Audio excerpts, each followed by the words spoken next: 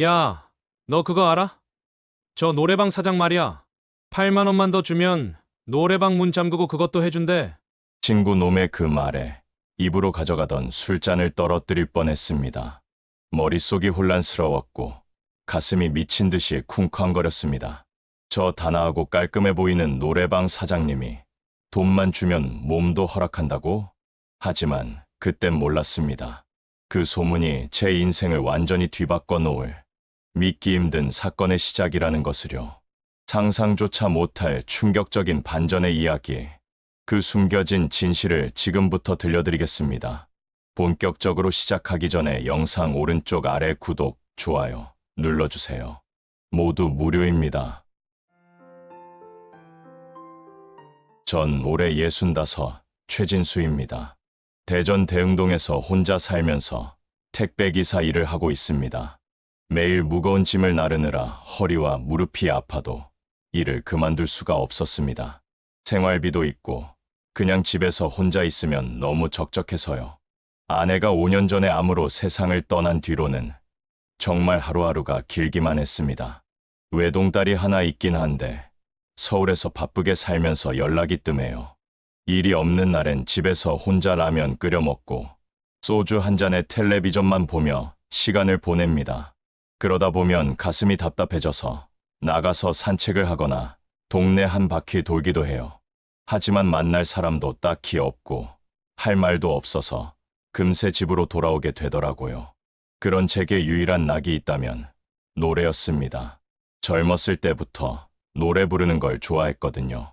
심심할 때나 기분이 울적할 때면 대전 은행동 노래방 골목으로 갔습니다. 혼자 맥주 한 잔 시키고 좋아하는 노래를 부르며 시간을 보내는 게 제 일상의 전부였어요.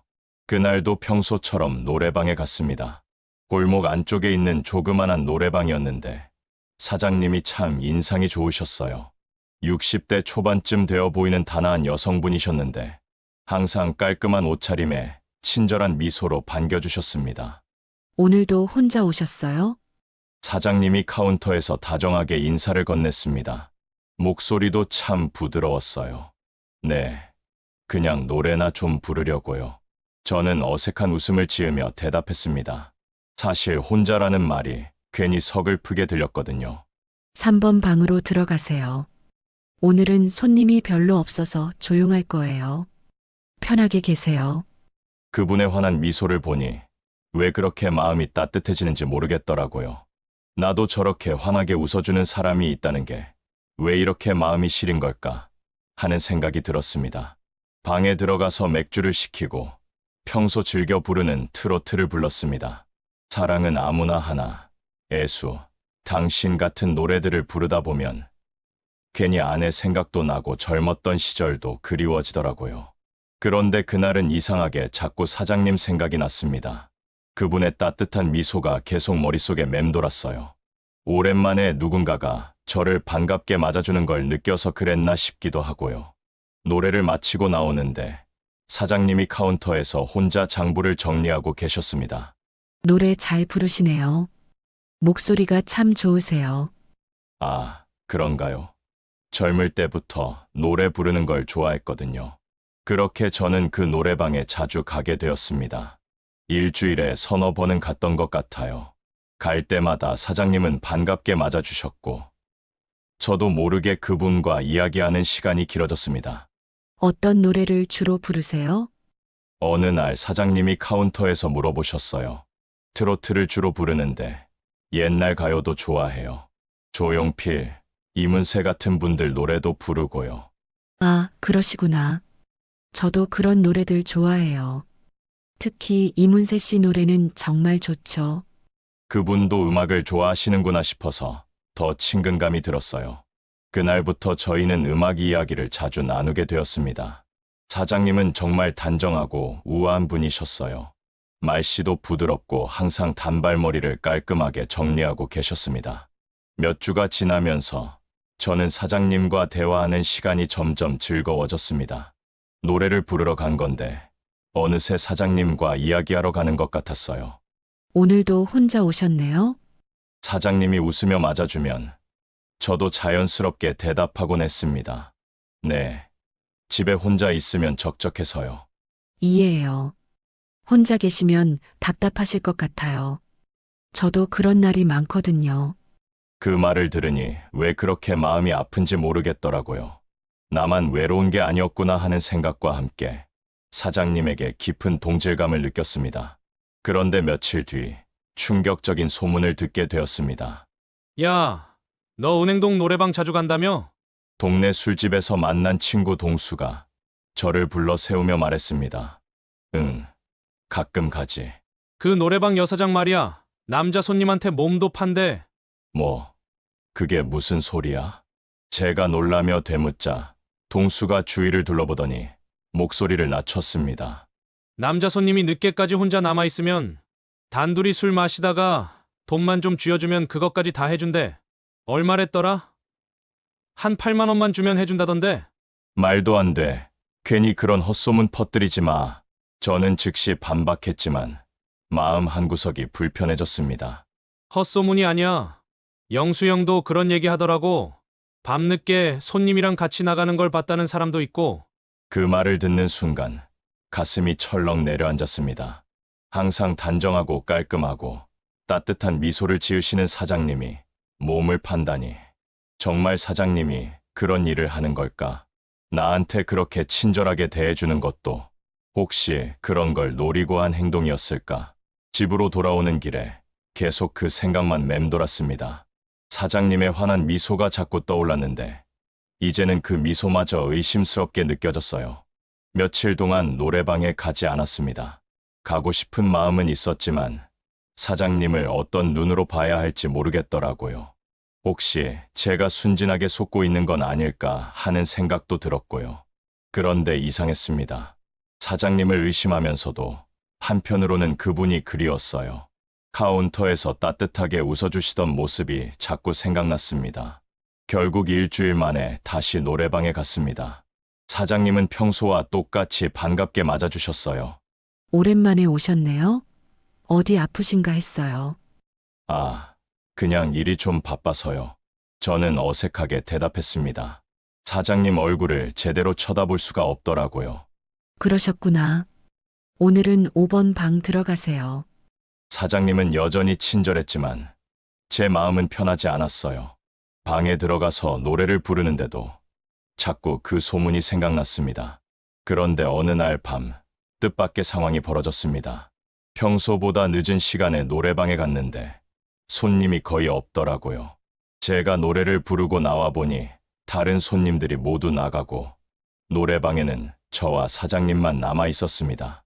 계산을 하려고 카운터로 가는데 사장님이 말씀하셨어요. 벌써 12시가 다 되었네요. 오늘은 늦게 오셨어요. 아, 그러게요. 오늘은 일이 늦게 끝나서요. 그때 사장님이 조심스럽게 물어보셨습니다. 혹시 괜찮으시면 맥주 한잔하고 가실래요? 손님도 없는데 계속 혼자 있으려니까 너무 적적해서요. 순간 망설여졌습니다. 친구가 했던 말이 떠올랐거든요. 이게 바로 그 시작인 건 아닐까 하는 생각도 들었고요. 하지만 사장님의 표정을 보니 정말 외로워 보이셨습니다. 네, 좋습니다. 결국 저는 고개를 끄덕였어요. 사장님이 맥주 2병을 가져와서 저희는 구석 테이블에 나란히 앉았습니다. 노래방 음악 소리만 은은하게 깔린 채 조용한 분위기였어요. 정말 조용하네요. 제가 먼저 말을 꺼내자 사장님이 웃으시며 대답하셨습니다. 평일 밤에는 항상 이래요. 주말에나 좀 사람이 많죠. 술을 조금씩 마시면서 저희는 자연스럽게 이야기를 나누게 되었습니다. 혹시 성함이 어떻게 되세요? 제가 조심스럽게 물어보자 사장님이 말씀하셨어요. 홍미자예요. 손님은요? 최진수입니다. 아, 괜찮으시면 진수 씨라고 불러도 될까요? 저도 편하게 미자 씨라고 불러주세요. 이제야 서로 이름을 알게 되었네요. 그럼 앞으로 미자 씨라고 부를게요. 네, 그렇게 불러주세요. 진수 씨는 가족이 어떻게 되세요? 아내는 5년 전에 세상을 떠났고 딸 하나 있는데 서울에서 살고 있어요. 연락은 별로 안 하죠. 그러시구나. 혼자 계시기 외로우시겠어요. 미자 씨는 어떠세요? 저도 비슷해요. 이혼하고 아들 하나 키웠는데 결혼하고 나서는 연락이 뜸해졌어요. 갑자기 쓸쓸해지는 미자 씨의 표정에 저는 더 물어보지 않았습니다. 술 기운이 조금 오르자 제 마음속 깊은 곳에 있던 의문이 터져 나왔습니다.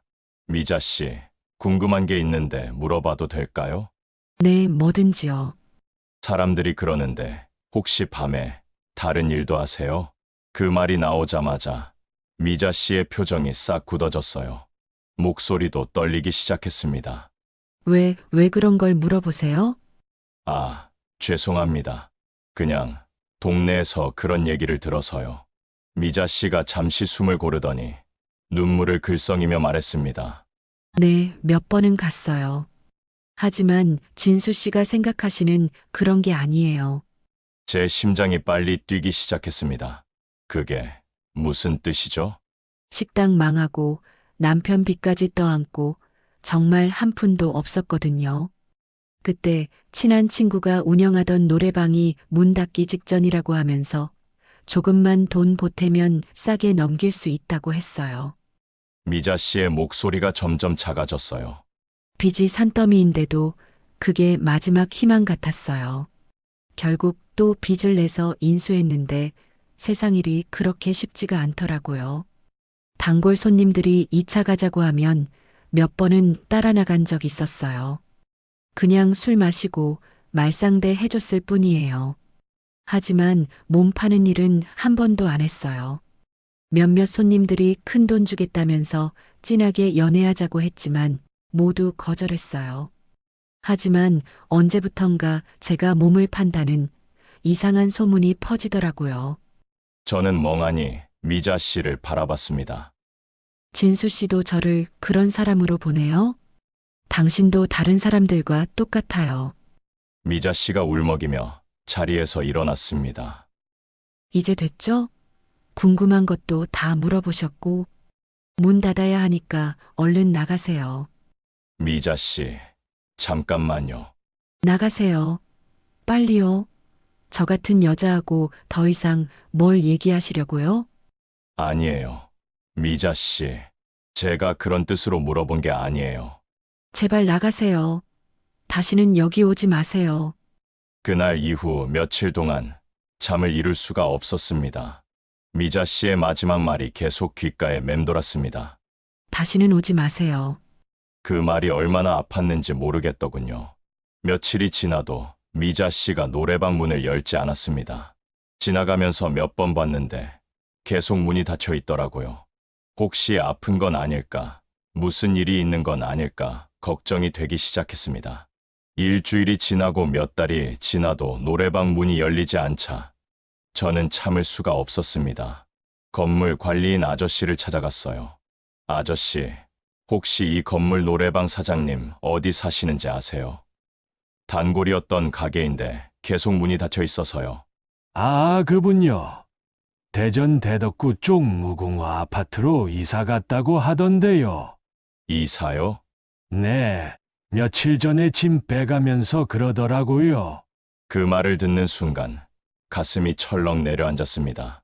미자 씨가 이사를 갔다고? 혹시 나 때문에? 그 단서 하나에 매달려 무작정 대덕구로 향했습니다. 어떻게든 미자 씨를 찾아서 사과하고 싶었거든요. 동네 사람들에게 묻고 다녔습니다.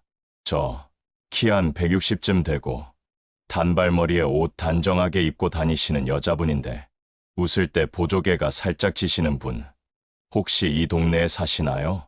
온 동네를 다 뒤지며 사람들에게 물어봤지만 다들 모른다는 말뿐이었습니다. 하루 종일 돌아다녔지만 소용없었습니다. 포기하고 돌아서려는 순간 골목 어귀에서 장바구니를 든 한 여성이 걸어오는 게 보였습니다. 뒷모습이 어쩐지 익숙해 보여서 자세히 보니 미자 씨였어요. 미자 씨. 제가 부르자 미자 씨가 깜짝 놀라며 돌아보았습니다. 그런데 표정이 좋지 않더라고요. 진수 씨? 어떻게 여기까지? 미자 씨, 미안해요. 제가 너무 경솔했어요. 그런 질문 하지 말았어야 했는데 저는 다급히 말했습니다. 어떻게 저를 찾으셨어요? 건물 관리인 아저씨한테 들었어요. 미자 씨가 이사 갔다고. 미자 씨의 표정이 더욱 굳어졌습니다. 그래서 저를 찾아오신 거예요? 네. 꼭 사과하고 싶어서요. 사과는 됐어요. 이제 그만 가세요. 미자 씨가 돌아서려고 하는데 저는 급히 말했습니다. 미자 씨, 제가 미자 씨를 오해해서가 아니에요. 그냥 그 소문이 너무 괴로워서 미자 씨가 그런 분이 아니라는 걸 믿고 싶어서 제가 바보 같은 말을 했어요. 그 말을 들은 미자 씨의 눈빛이 흔들렸습니다. 정말요? 네, 정말이에요. 미자 씨가 눈물을 글썽이더니 말했습니다. 저 이제 사람들 눈치 안 보고 살고 싶어요. 노래방도 그만두고 여기서 새로 시작하려고요. 미자 씨, 이제 너무 지쳤어요. 계속 의심받고 오해받고 그런 삶은 더 이상 못 견디겠어요. 그때 미자 씨가 갑자기 허리를 부여잡으며 고통스러워했습니다. 어디 아프신 거예요? 노래방에서 매일 늦게까지 서 있고 신경 쓰는 게 많아서 그런가 허리가 자꾸 아프고 몸이 무거워요. 저는 조심스럽게 말했습니다. 미자 씨, 제가 병원 데려다 드려도 괜찮을까요? 허리도 안 좋으신데 혼자 병원 가기 힘드실 것 같아서요. 아니에요. 괜히 신세지기 싫어요. 그러다가 허리 더 나빠지면 어떡해요? 제가 잘못한 일도 있으니까 그 정도는 제가 해야 될 것 같아요. 미자 씨는 처음엔 거절하다가 결국 고개를 끄덕였습니다. 그날 저는 미자 씨를 병원에 데리고 가서 진료도 받게 해드리고 약값도 챙겨드렸습니다. 그날 이후로 저는 가끔 미자 씨 집 앞에 찾아가서 반찬을 해다 드리거나 장을 받아드렸습니다. 미자 씨도 처음엔 부담스러워하다가 점점 마음을 열기 시작했어요. 진수 씨, 매번 이렇게 해주시면 제가 너무 죄송해요. 아니에요. 저도 택배일이 없을 때라서요. 어느 날은 미자 씨가 감기에 걸려서 몸살을 앓고 있었습니다. 미자 씨, 많이 아프세요? 좀 그래요. 요즘 밤잠을 못 자서 그런가 봐요. 약은 드셨어요? 집에 있는 걸로 버티고 있어요. 저는 바로 약국에 가서 감기약을 사왔습니다. 그리고 미자 씨가 드실 수 있게 죽도 끓여서 가져다 드렸어요. 이런 것까지 해주시면 어떡해요? 감기에는 따뜻하고 소화 잘 되는 죽이 좋다고 하더라고요. 이거 드시고 얼른 나으세요. 며칠 뒤 또 다른 일로 미자 씨를 도와드릴 기회가 생겼습니다. 형광등이 나갔는데 혼자서는 갈기가 어려워요. 걱정 마세요. 제가 해드릴게요. 저는 형광등을 사서 미자 씨 집에 가서 갈아드렸습니다. 근데 궁금한 게 있는데 물어봐도 되나요? 형광등을 갈아 끼우고 차를 한잔하고 있는데 미자 씨가 조심스럽게 물었습니다. 네, 얼마든지요. 저한테 왜 이렇게 잘해주시는 거예요? 그 질문에 저도 명확한 답을 하지 못했습니다. 그냥 혼자 짊어지지 않으셨으면 해서요. 그게 뭐가 되었든 조금이라도 덜어드리고 싶을 뿐이에요. 미자 씨가 눈물을 글썽이며 말했습니다. 정말 고마워요. 진수 씨, 이런 나이에 이렇게 챙겨주는 사람이 있을 줄 몰랐어요. 저는 미자 씨와 함께하는 순간이 점점 더 소중해졌습니다. 미자 씨가 아플 때 병원에 함께 가고 장을 받아드리고 때로는 함께 차를 마시며 이야기를 나누는 그 모든 순간들이 제게는 큰 행복이었어요. 미자 씨가 어느 날 말했습니다. 진수 씨는 정말 좋은 분이에요. 이런 나이에 이렇게 따뜻하게 대해주시는 분을 만날 줄 몰랐어요. 저야말로 그래요. 아내가 세상을 떠난 후로 이렇게 마음이 편한 적이 없었거든요. 미자 씨 몸이 조금 나아졌을 때 전 건강을 위해 미자 씨에게 산책을 권했습니다. 미자 씨, 앞으로는 운동 삼아 동네 산책하는 게 어때요? 좋아요. 안 그래도 요즘 집에만 있어서 답답했어요. 우리 두 사람은 동네 한적한 길을 함께 걸으며 조금씩 대화를 이어갔습니다. 요즘 진수 씨랑 함께 있으면 혼자 있는 게 무섭지 않아요. 미자 씨가 조심스럽게 말했어요. 저도 마찬가지입니다. 미자 씨와 함께 있으면 정말 마음이 편해요. 저녁 노을이 붉게 물든 골목길을 나란히 걷던 우리는 조금씩 서로에게 가까워졌습니다. 제 손등이 미자 씨의 손등을 스칠 때 작은 떨림이 느껴졌지만 그녀도 피하지 않았습니다. 그리고 마침내 조심스레 얽힌 우리의 손가락이 따뜻하게 맞닿는 순간 세상이 우리 둘만의 시간처럼 고요해졌습니다. 그렇게 그녀를 향한 특별한 감정이 커져갔고 저는 솔직한 마음을 고백하기로 결심했습니다. 그날도 미자 씨와 함께 평소처럼 산책을 하고 있었습니다. 석양이 지는 시간이라 하늘이 참 예뻤어요. 미자 씨, 우리 잠깐 여기 앉아 쉬어요. 공원 벤치에 앉아서 저는 주머니에서 작은 상자를 꺼냈습니다. 이게 뭐예요? 미자 씨, 제가 드리고 싶은 게 있어요. 상자 안에는 제가 준비한 반지가 들어 있었습니다. 제 마음을 담아 정성스럽게 고른 거였어요. 진수 씨, 이게 미자 씨, 저는 평생 혼자 살 줄 알았어요. 아내가 떠나고 나서 제 인생은 끝난 줄 알았거든요. 그런데 미자 씨를 만나고 나서 깨달았습니다. 인생이 아직 끝나지 않았고 이 나이에 다시 사랑할 수 있다는 걸 말이에요. 앞으로 남은 인생을 저와 함께 걸어가 주시겠어요?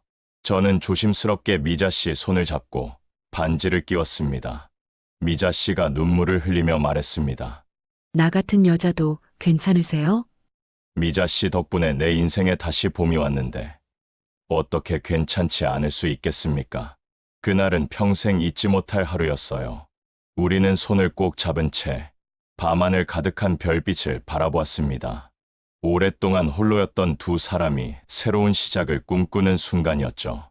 하지만 행복한 시간도 잠시, 며칠 뒤 큰 시련이 찾아왔습니다. 제 딸이 서울에서 갑자기 내려온 겁니다. 대전에 사는 친척 중 누군가가 저희 얘기를 딸한테 전화한 것입니다. 아빠, 소문 들었어요. 정말 그 노래방 사장이랑 만나시는 거예요?